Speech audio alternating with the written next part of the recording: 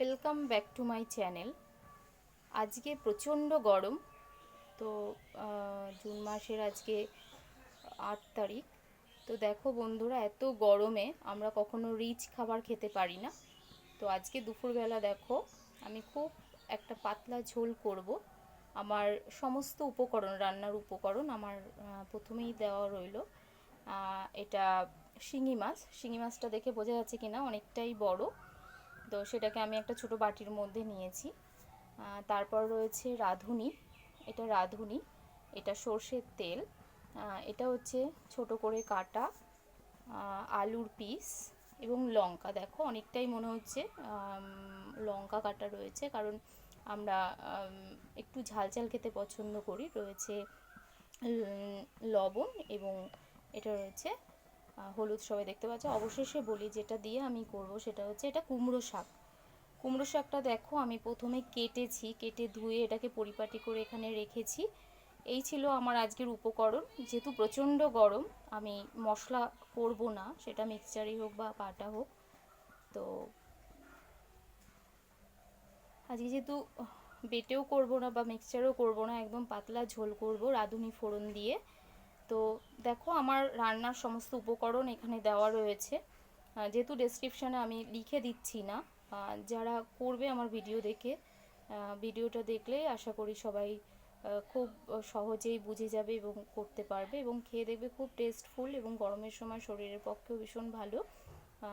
কোনো রকম রিস্ক নয়, এটা ভীষণই একটা গরমের উপযোগী একটা খাদ্য। তো দেখো বন্ধুরা, আমার উপকরণ তো দেখেই নিলে। এবার দেখো আমি পরিমাণ মতন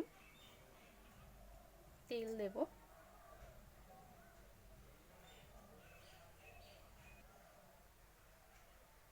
দেখো কড়াই গরম হয়ে রয়েছে, জাস্ট কথা বলছিলাম বলে। কড়াই গরমই হয়ে রয়েছে। তো আমি পরিমাণ মতন তেল দেব প্রথমে। যেহেতু খুব লাইট খাবার হবে, খুব বেশি তেল দেব না আমি, এবং ফোড়ন দেওয়া হবে।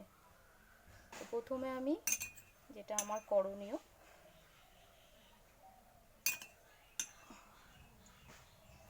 দেখো প্রথমে মাছগুলোকে ভেজে নেব। শিঙি মাছটাকে ভেজে নেব।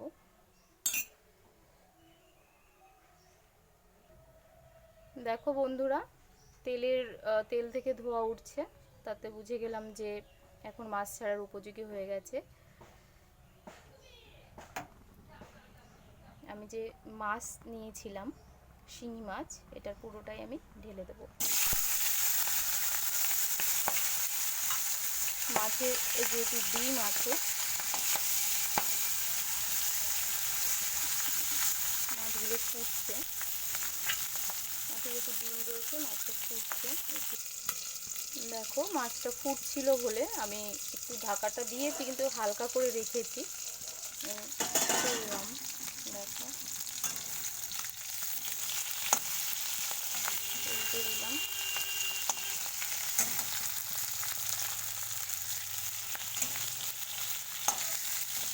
এই মাছ খেতে ভীষণই টেস্টি, অল্প হলেও সেটা মুখে লেগে থাকে।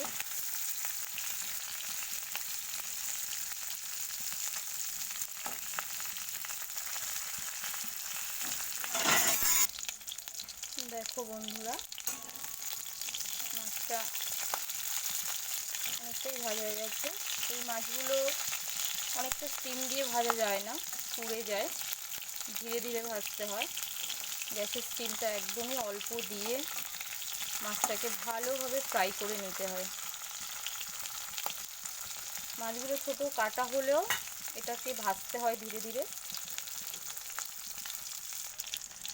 দেখো বন্ধুরা, মাছটা খুব সুন্দর ফ্রাই হয়ে গেছে, দেখে বোঝা যাচ্ছে পুরো ব্রাউন হয়ে গেছে।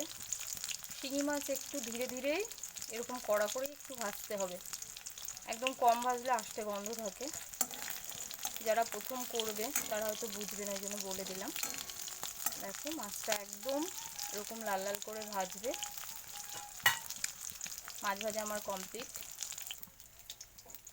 দেখো মাছ ভাজা আমার কমপ্লিট, আমি তুলে নিচ্ছি।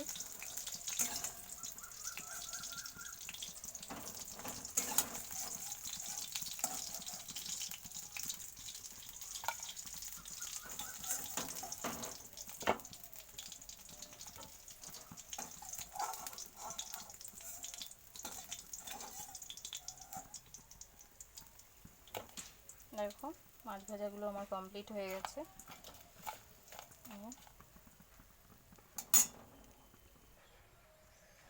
দেখো বন্ধুরা, এই মাছের ঝোলটা তুমি 2 ফোড়নেও রান্না করতে পারো, আবার 1 ফোড়নেও রান্না করতে পারো। যেহেতু প্রচণ্ড গরম, আমি আর 2 ফোড়নে যাব না, আমি পরিমাণ মতন তেলটা অ্যাড করে দেব। দেখো একটু ছিল মাছ ভাজার তেল, আর একটু আমি অ্যাড করে দিলাম, বেশি দিলামও না, অল্প দিলাম,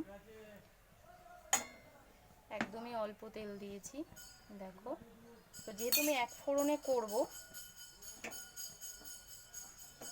তেলটা পরিমাণ মতন দিয়ে দেব।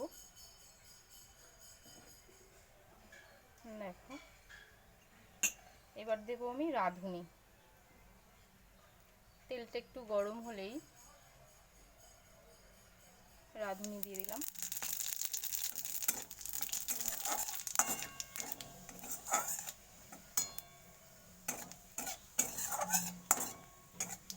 রাঁধুনিটা একটু কালো শেড হলে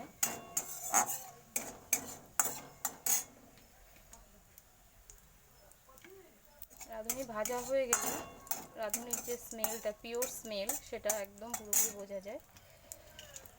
বোঝা হয়ে যাবে। দেখো আমি যেহেতু 1 ফোড়নে করছি, তাই আলুগুলো একটু স্টিমে ফ্রাই করে নেব। দেখো আলু ভাজা, তার মধ্যে আমি পরিমাণ মতন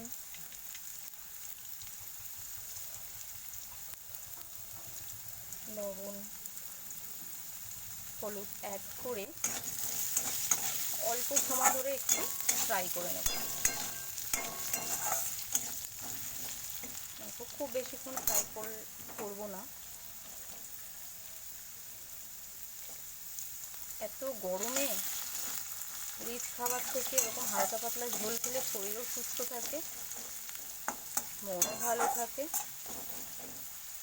অন্য বছরের থেকে এই বছর প্রচণ্ড গরম পড়েছে, সবাই জানো সেটা। দুপুরবেলা আমরা মহিলারা সবাই বাড়িতে রান্না বান্না করি। দেখো আমি একটু শেয়ার করছি, কারণ এই ধরনের পাতলা ঝোল নর্মালি আমাদের বাড়িতে হয়ে থাকে সারা গরম সিজনে, সামার সিজনে।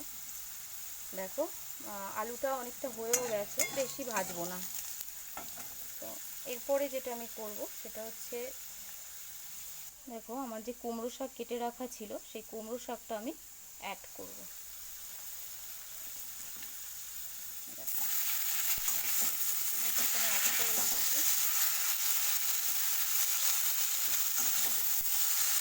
বারবার বলছি যে এটা দুপুরনে করা যায়, যেহেতু প্রচণ্ড গরম, আমি আমার সুবিধার জন্য,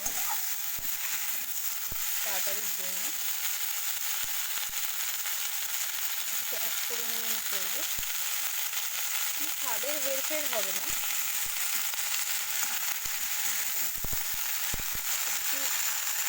কিছু সময় আমি ভেজে নেব। দেখো এটাতে আমি লবণটা অ্যাড করছি, হলুদটা আমি একটু পরে দেবো। লবণটা এই কারণে অ্যাড করছি, শাকের জল থাকলে জলটা ছেড়ে দেয়। যদি স্টিমটা একটু বাড়ানো রয়েছে, জলটা ছেড়ে দেবে বেশ সুন্দর। সঙ্গে যে দেখো আমার কাঁচা লঙ্কাটা অনেকটা, আমরা ঝাল তরকারি খেতে ভালোবাসি।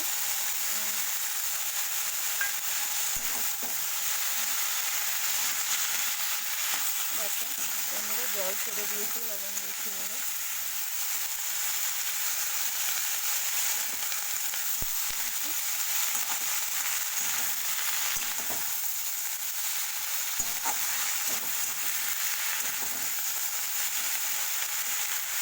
তবে বেশিক্ষণ ভাজবো না। দেখো বন্ধুরা খুব বেশি জল আমি দেবো না, ঠিক পরিমাণ মতন আমি আমি জানি শাকে জল ছাড়ে। শাক অনেক বেশি তেলের ঝোল হলে ভালো লাগে না, ওই জন্য শাকটা সিদ্ধ হবে এবং তারপরে হালকা পাতলা ঝোল থাকবে। দেখো খুব বেশি জল আমি অ্যাড করলাম না, শাকগুলো ভেজে এরকম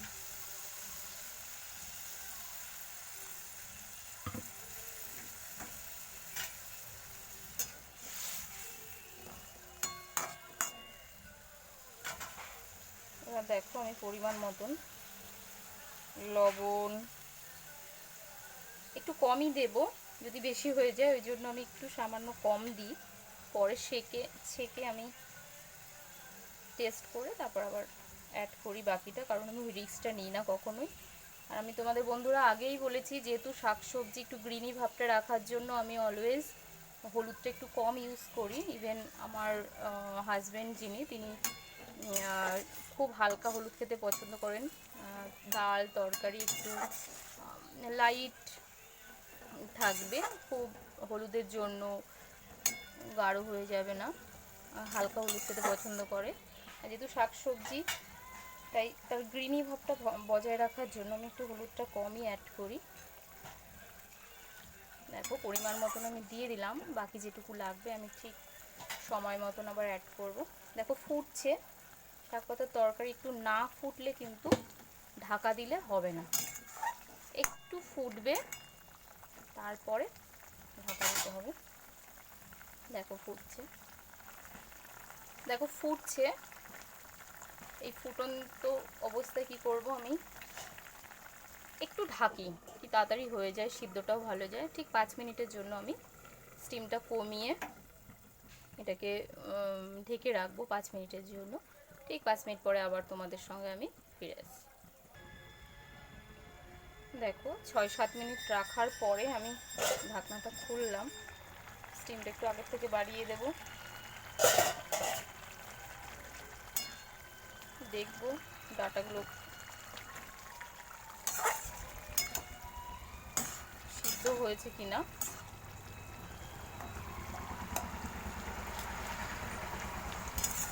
তো ডাটাগুলো সিদ্ধ হওয়ার জন্য আমাকে আরেকটু ঢেকে রাখতে হবে, ওয়েট করতে হবে।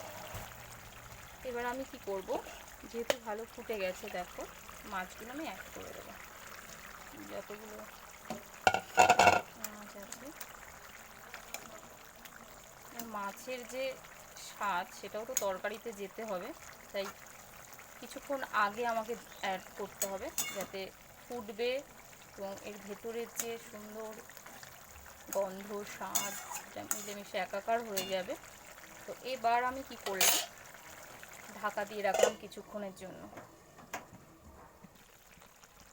দেখো বন্ধুরা, ডাটাগুলো সিদ্ধ হওয়ার জন্য মিনিমাম 10 মিনিট আমি ঢেকেই রেখেছিলাম। এখন ঝোলটা অনেকটা শুকিয়ে এসছে এবং আমি পরে ছেঁকে মানে লবণটা একটু কম হয়েছিল, লবণটাও আমি অ্যাড করেছি। দেখো এটা আমার ফাইনাল যে কমপ্লিট হয়ে গেছে যে রান্নাটা, তারই ফুটছে। দেখো যেহেতু আমি ঝোলটা এতটা রাখবো না, তাই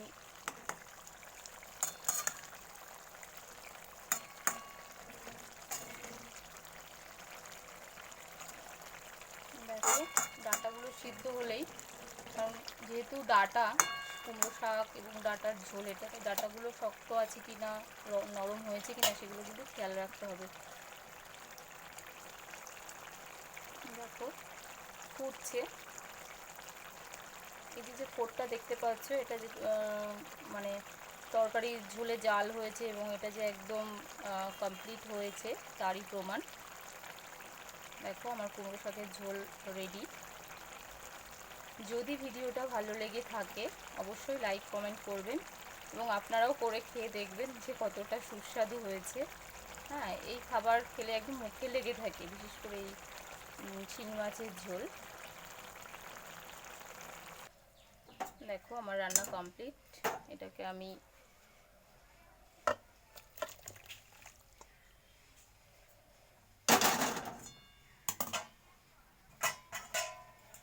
ঢেলে দিলাম। দেখো ঝোলটা খুব একটা বেশি নেই, একদম অল্প পরিমাণে ঝোল। শাক পাতার টেলটেলে ঝোল ভালো লাগে না।